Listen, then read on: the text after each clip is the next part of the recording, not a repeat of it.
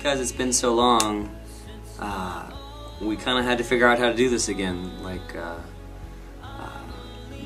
Since we had a long break, you know, it's been a while since we sort of, you know, we've played as a band, and I've been the front guy. I've done a bunch of projects where, you know, I'm a side person, and that, you know, but it's a completely different muscle if you're the front guy and you're the lead singer.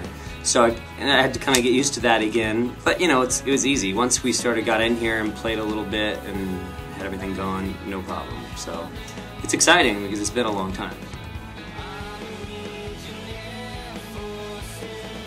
I've been wanting to do it for a while. It was like, we should have done it probably years ago.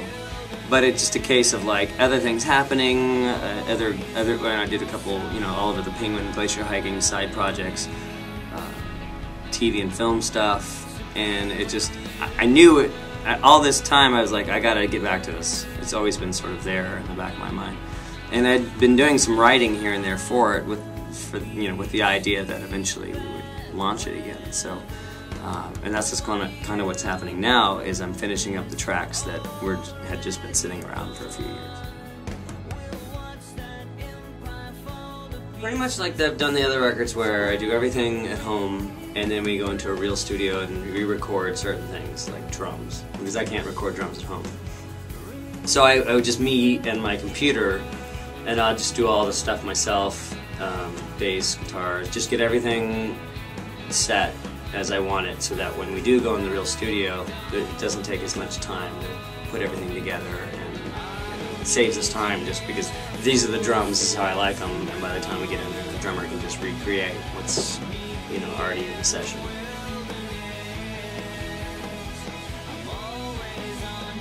I think they're a combination of the two albums, because the first record was done very much like by myself, and then we had Josh Freese, the drummer, come in. And that was it. So it was just basically me and Josh were the only two musicians on the album, except there was a few exceptions here and there, but for the most part that was it. Arm of the Teeth was more of a group effort, where I put a band together, kind of wanted that kind of sound happening, more live, different, when you get different players coming in, they can add their take to whatever the part is. So we did it on the second record. So this, I feel like, is sort of a combination between those two albums, songwriting-wise especially. I don't know if I can explain it exactly, but there's something about what I'm writing now. It just sounds like, you know, those two things coming together.